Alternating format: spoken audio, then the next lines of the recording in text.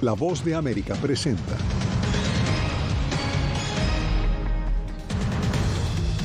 Presidente de la Cámara Baja ordena investigación para iniciar un juicio político contra el presidente Joe Biden. Masivas inundaciones dejan miles de desaparecidos en Libia. Marruecos rechaza ayuda de Occidente tras el terremoto mientras hay esperanza de vida bajo los escombros. Y la aprobación de una nueva vacuna contra el COVID-19 está a punto de oficializarse en Estados Unidos.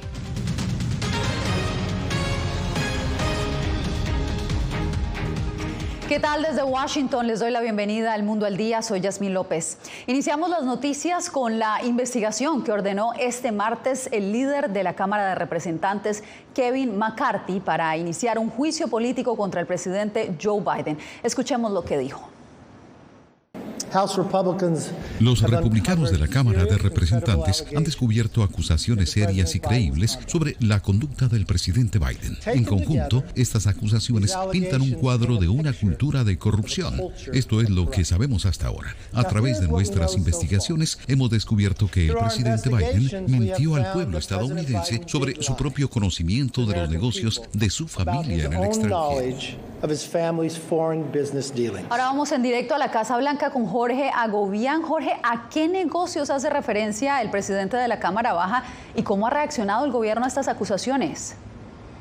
Yasmín, se refiere a los negocios del hijo del presidente Joe Biden, Hunter Biden, incluso durante el mandato de Biden como vicepresidente. Eso, recordemos, yéndonos atrás en la administración del presidente o el expresidente Barack Obama. Hasta este momento no se han presentado pruebas sobre estas acusaciones y la Casa Blanca ha indicado, incluso desde antes, que esto tendría fines políticos de cara a las elecciones presidenciales del año 2024, en las que el presidente Joe Biden busca la reelección. También durante esta jornada el portavoz de la oficina del asesor jurídico de la Casa Blanca dijo que esto se trata de política extrema por parte de los republicanos y emitió un mensaje a través de la red social X o Twitter, como se llamaba antes, en el que dijo lo siguiente, voy a citarlo: los republicanos de la Cámara de Representantes han estado investigando al presidente durante 9 meses y no han encontrado evidencia de irregularidad. Esa es la reacción más reciente de la Casa Blanca.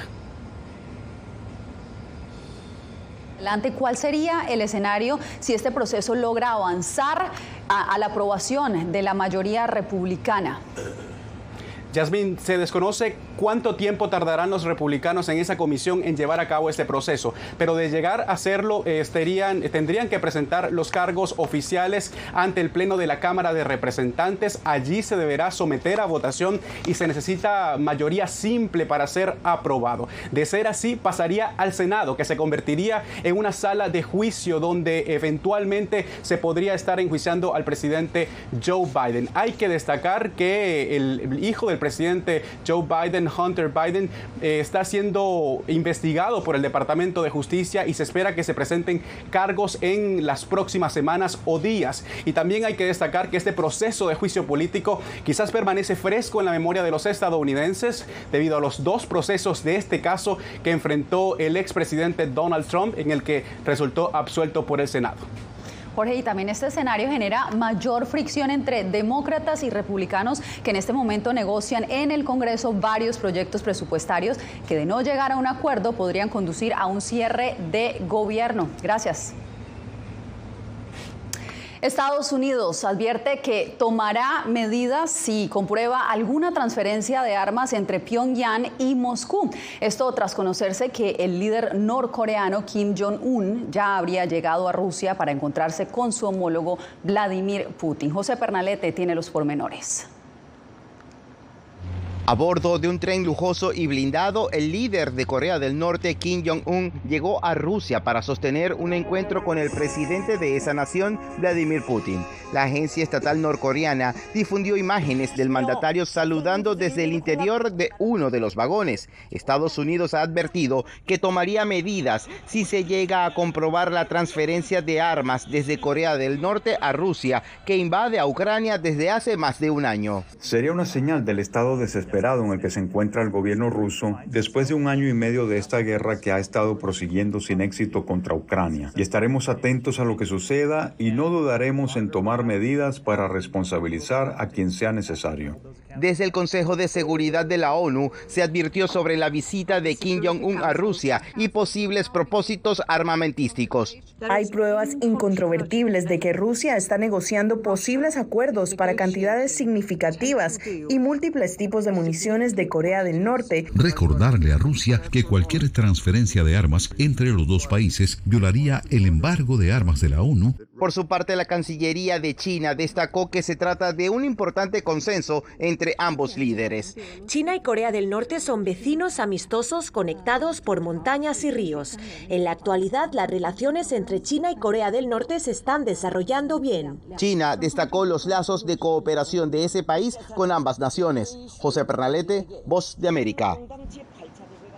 Otra gran tragedia golpea el norte de África. Autoridades confirman la muerte de más de 2.000 personas y miles de desaparecidos en Libia tras el paso de la tormenta Daniel, que causó el colapso de 2 represas.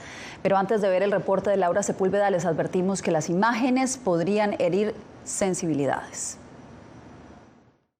El pasado 4 de septiembre se formó la tormenta Daniel en el Mediterráneo. El huracán en su paso por Grecia causó 15 muertes y más de 4.000 desalojos. Su fuerza siguió aumentando y en Libia, aparte de fuertes estragos estructurales, ocasionó más de 2.300 fatalidades y autoridades destacan que son más de 10.000 las personas desaparecidas. Advertimos que este contenido puede resultar sensible para algunas audiencias, pues en Derna, ciudad porteña al este de Libia, las calles están inundadas de agua y también de cuerpos cubiertos con sábanas. No ha habido una tormenta como esta en la región, ni mucho menos desde que tenemos memoria. Lluvias torrenciales en un área que afecta al menos a entre 1.5 y 1.8 millones de personas. Un trabajo sin pausa se hace en la zona. Esto se realiza en cooperación con el primer ministro del gobierno elegido por el Parlamento, el Comité de Emergencia y Respuesta Rápida y todos los distintos órganos, con el fin de poner todos nuestros esfuerzos día y noche para aliviar los efectos de la catástrofe. Durante la última década, Libia ha enfrentado un caos a cuenta de fuertes divisiones entre gobiernos rivales que lideran el país, lo que complica el manejo de la crisis. El gobierno del Este ha hecho un llamado internacional pidiendo apoyo. Por nuestra parte, como Federación Internacional de la Cruz Roja y de la Media Luna Roja, también haremos un llamamiento de emergencia muy pronto, tal vez esta misma tarde, para tratar de dar cabida al enorme aumento de las necesidades humanitarias. Se estima que Derna es la ciudad más afectada. Hasta el momento, al menos 1.000 de los decesos corresponden a esa zona. Laura Sepúlveda, Voz de América. Sigue aumentando el saldo de víctimas tras el terremoto que golpeó Marruecos el fin de semana. Las ayudas internacionales se activaron, pero el país africano aceptó asistencia solo de 4 naciones y el resto la rechazó. ¿Cuál sería la razón detrás de esta decisión? Le preguntamos a Jacopo Luzzi, quien nos acompaña en directo.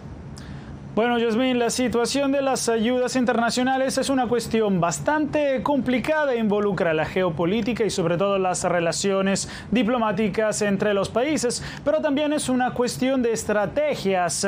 Por ejemplo, cuando un terremoto golpeó Turquía, Ankara pidió ayuda a todo el mundo. Ahora, por lo contrario, Marruecos está aplicando una estrategia más selectiva para no abrumarse. Estados Unidos dijo que está listo para enviar ayudas. Así lo dijo hoy el Departamento de Estado, pero aún no recibió la luz verde de Marruecos.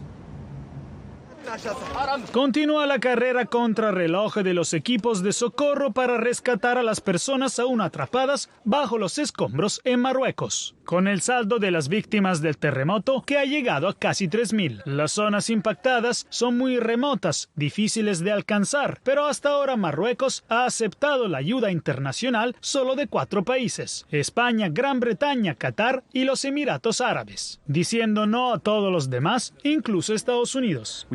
Todavía tenemos que recibir una solicitud oficial, pero estamos listos para brindar toda la asistencia que podamos cuando recibamos esa solicitud. El rechazo generó polémicas y hay razones también políticas con algunos países, en particular Francia, que colonizó Marruecos. El periodista marroquí Amin El Amri atribuye la decisión a un deseo muy pragmático de evitar caos en los rescates y en la asistencia. Hay que bien estudiar la situación logísticamente también, porque no se puede ir con 30 helicópteros si no tienes ni un puesto ni un lugar para poder aterrizar. Entre tanto, expertos explican que este terremoto fue tan mortal porque golpeó una zona de Marruecos no acostumbrada a estos fenómenos. Y son edificios de fábrica, de ladrillo, la mayoría. Es un edificio que, si no está correctamente armado y detallado, es un edificio muy frágil y que no resiste el sismo. Según expertos, este terremoto fue tan masivo que era imposible estar preparados. Los grupos de ayuda internacionales, Yasmín, advirtieron que Marruecos ahora se enfrenta a un enorme desafío a la hora de proporcionar ayuda a las 300.000 personas afectadas y reconstruir las comunidades destruidas, mientras sismólogos advierten, entre tanto, que la posibilidad de nuevos terremotos es aún muy alta. Te agradezco, Jacopo, por el reporte. Regresamos a Estados Unidos porque un panel de expertos recomendó este martes a los CDC la aprobación de vacunas actualizadas contra el COVID-19, mientras varios estados reportan un aumento de infecciones y hospitalizaciones. Paula Díaz, ¿qué se definió en la reunión? Yasmín, el Comité de Asesores de los CDC recomendó esta tarde que todas las personas mayores de 6 meses deberían recibir la vacuna del COVID actualizada. Justamente estas nuevas vacunas están diseñadas para combatir las nuevas variantes del Omicron. Según los expertos, este anuncio llega justamente cuando las hospitalizaciones y las muertes se elevan un poco en algunos estados, entre ellos Texas y Nuevo México. La Administración de Alimentos y Medicamentos, FDA, aprobó las vacunas COVID actualizadas de Pfizer y Moderna dirigidas a la variante Omicron XBB 1.5. Una vez que el director de los CDC apruebe las recomendaciones del panel que se reunió este martes, las inyecciones se podrán administrar en farmacias, clínicas de salud y otros sitios de distribución de vacunas. La vacuna que se aprobó para el otoño contiene una variante que se llama XBB. Un poco técnico aquí, pero lo importante de recordar con eso es que esta específicamente protege contra todas estas variaciones de la familia del Omicron que hemos visto últimamente. Las nuevas vacunas llegan con cambios importantes en la respuesta de Estados Unidos al virus, al terminarse la reserva de vacunas compradas por el gobierno. Ahora tendrán costo que será asumido por los seguros médicos y un cambio significativo en la composición. Tenemos que recordar que el virus del COVID-19 es como el virus de la influenza. Cada año vamos a tener una variante o una subvariante diferente a la que se presentó el año anterior. Estas vacunas tienen una estabilidad o una capacidad de producir respuesta inmune hasta por 6 meses. Las hospitalizaciones han aumentado durante 7 semanas consecutivas y en la última semana el aumento fue más del 15%, según los últimos datos de los CDC. Esa cifra sigue siendo inferior al aumento que experimentó el país en el verano de 2022. El repunte está impulsado por cepas del virus nuevas relacionadas con XBB 1.5, como Eje 5 o ERIS. La decisión final recae ahora en la directora de los CDC, quien se espera que apruebe las recomendaciones del comité esta misma noche. Las vacunas podrían estar disponibles en las próximas 48 horas en algunas ciudades del país. Quedamos atentos de la confirmación. Paula, gracias.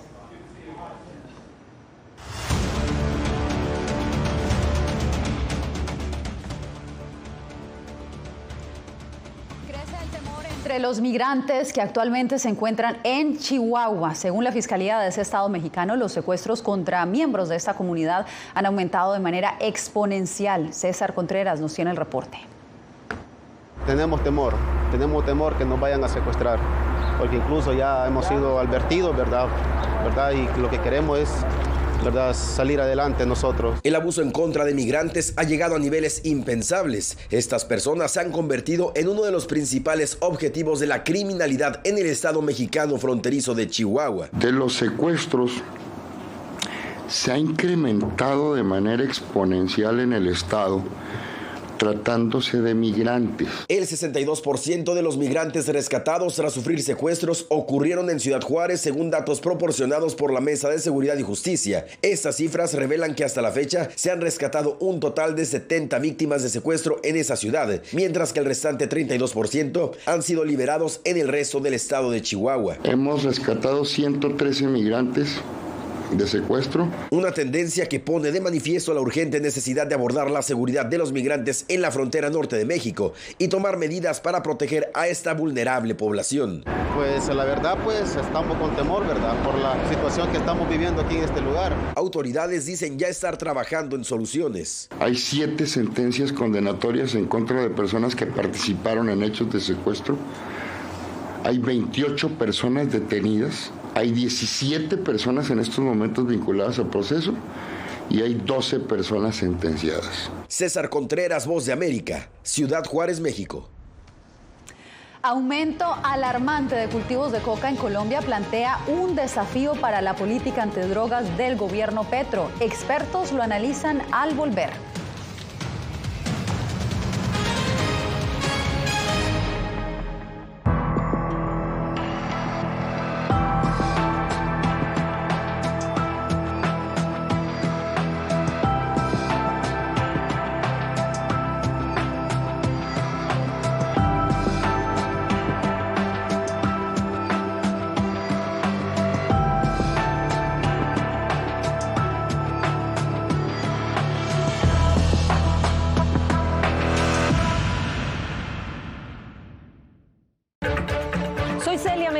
Corresponsal internacional de La Voz de América.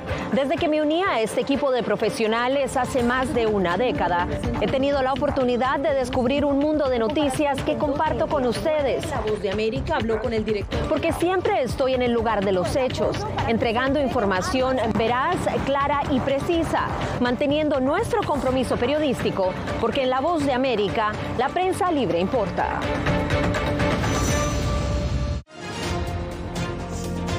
Actualidad. Que la inteligencia artificial va a estar presente en nuestro día a día. Intentan sacarse de encima a trabajadores. Análisis. El cambio climático está teniendo muchísimos impactos que afecta siempre a los más vulnerables. La región necesita ayuda. Debate.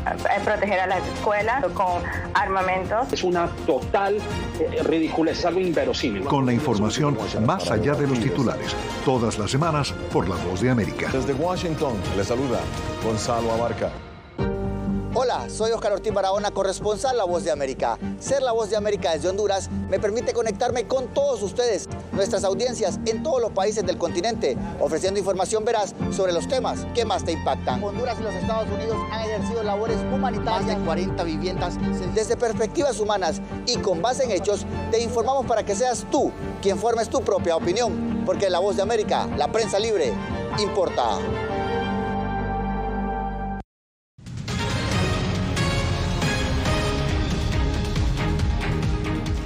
Los cultivos de hoja de coca aumentaron en Colombia por segundo año consecutivo a cifras nunca antes vistas. Esto según el más reciente informe de la Oficina contra las Drogas y el Delito de la ONU.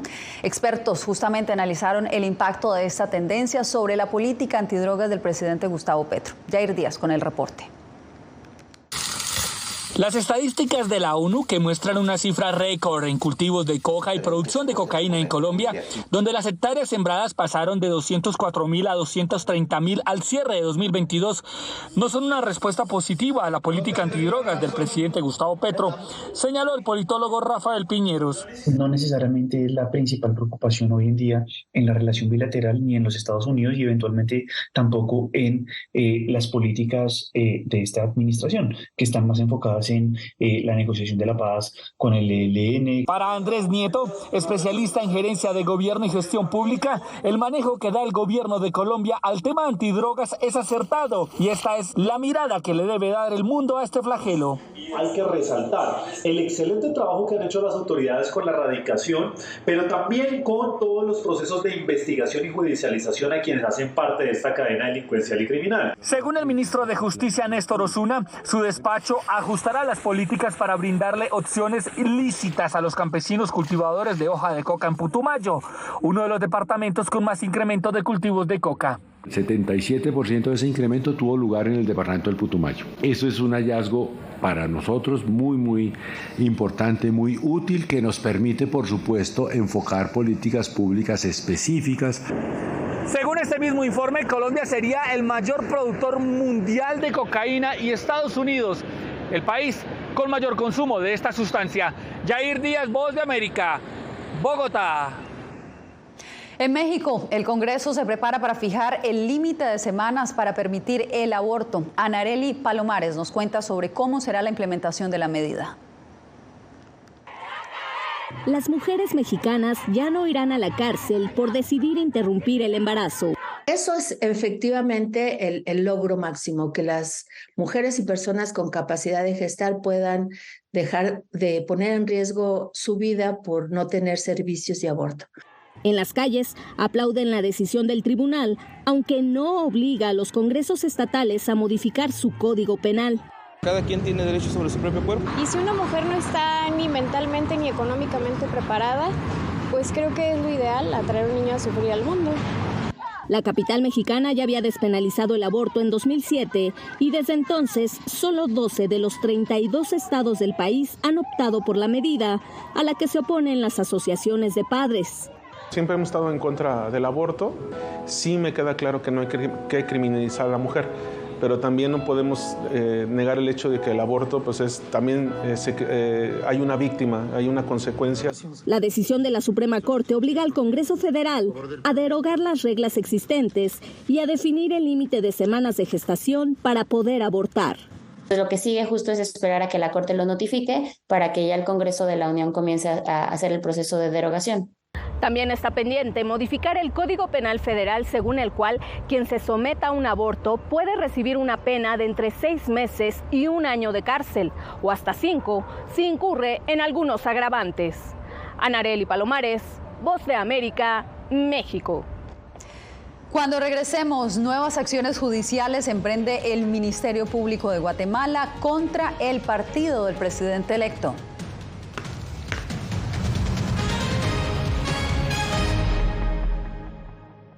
Soy Belén Mora, periodista de La Voz de América. Como reportera y presentadora tengo la responsabilidad de acercarles las historias que se generan en Washington y que impactan tu entorno cercano.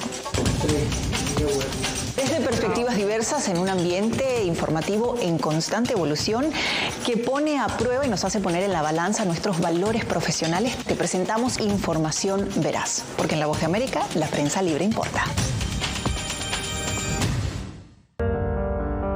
En tiempos de cambios, cuando el mundo parece incierto y lo que escuchamos no refleja lo que vemos, buscamos la verdad. A través de la pantalla de la... Cuando nos cuentan solo una parte de la historia, perdemos la confianza. En momentos de crisis, nuestros sueños, esperanzas y deseos de un mejor mañana dependen de una prensa libre. En La Voz de América te traemos las historias que la gente se arriesga a ver. Conectamos el mundo y lo unimos con la verdad.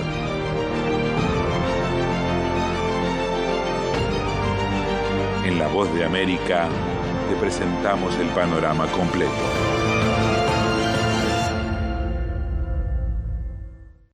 Soy Jacopo Luzzi, reportero de La Voz de América aquí en Washington, D.C. Ya sea informando desde el Capitolio, desde la Casa Blanca, cubriendo el impacto del cambio climático, el impactante tema migratorio, o subir en un avión y cruzar medio mundo para estar en el lugar de la noticia con la información precisa y veraz, este es mi compromiso como periodista. Un compromiso de vida profesional que comparto con ustedes, porque en La Voz de América la prensa libre importa.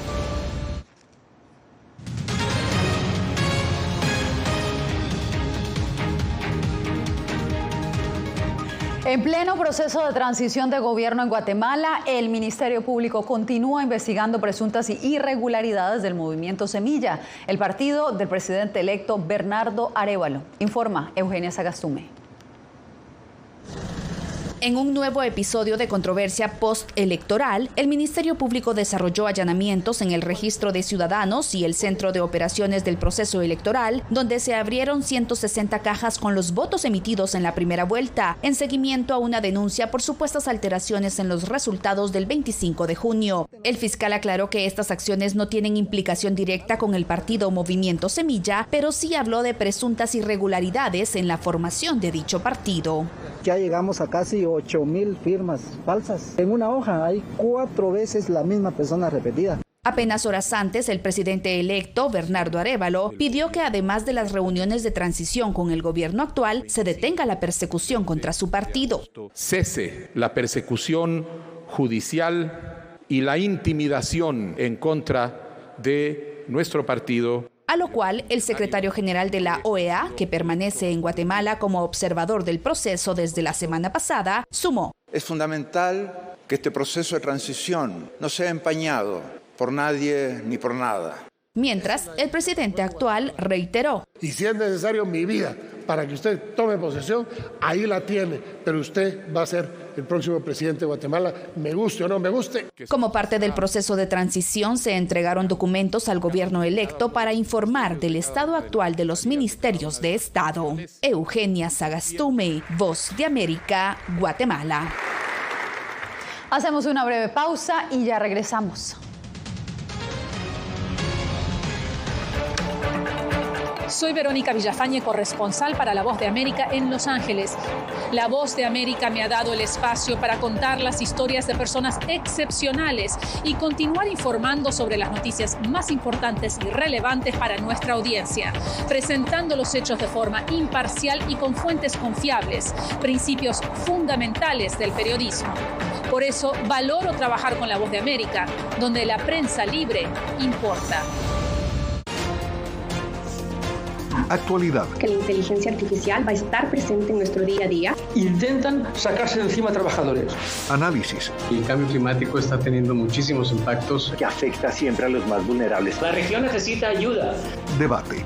Proteger a las escuelas con armamentos. Es una total ridiculez, algo inverosímil. Con la información más allá de los titulares. Todas las semanas por La Voz de América. Desde Washington, le saluda Gonzalo Abarca.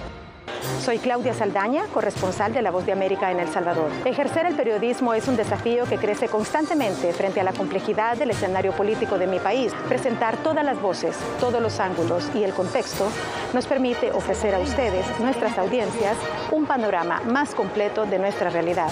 La imparcialidad está en el ADN de la VOA y me siento orgullosa de ser parte de este gran equipo de profesionales que demostramos cada día por qué la prensa libre importa. Poder ser la voz de la denuncia de tantas personas que sienten fuertemente vulnerados sus derechos. Una de las patas que sostiene la democracia debe ser la libertad de prensa. Periodismo, la prensa libre importa, una coproducción de La Voz de América con nuestras afiliadas en la región. ¿Cómo garantizar que las voces lleguen a quien tienen que llegar? Impunidad, indolencia de la justicia son nuestros principales enemigos. Disponible en vozdeamerica.com.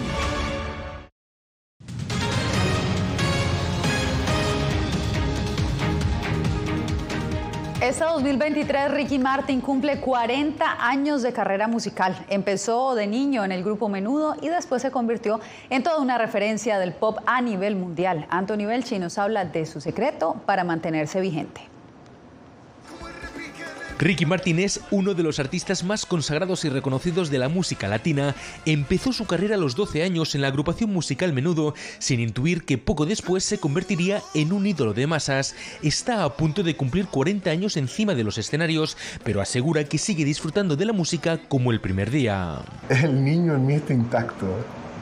La sigo pasando, me sigo divirtiendo de la misma manera. No solo conquistó la música pop en los 90, también se convirtió en un ícono de la cultura musical que perdura hasta este momento. Sus éxitos no pueden faltar en el repertorio de sus conciertos, a los que siguen acudiendo miles de personas. Pues yo simplemente entro al escenario y mi medicina son esas miradas, son esas sonrisas, obviamente el aplauso, y por eso sigo tanto tiempo en los escenarios. En 2010 confesó que era homosexual. Hace unos meses confirmó que se había divorciado. Ricky Martin ha compartido los momentos más importantes de su vida con sus seguidores y eso, dice, también se refleja en su música. La vida te trae altas y bajas y eso se refleja en tu música, se refleja en tu interpretación y obviamente tu vulnerabilidad es importante porque eso es lo que quiere el público. Ahora ha dado un paso más a su carrera fusionando el ritmo pop con los sonidos más clásicos, pero asegura que su esencia continúa intacta. No quiere decir que el espectáculo pop dejó de existir. pero sí siento que este es un concepto que me acompañará por muchos años. En los próximos días, Ricky Martin seguirá con su gira por México y después Estados Unidos y Canadá. Anthony Belchi, Voz de América, Miami.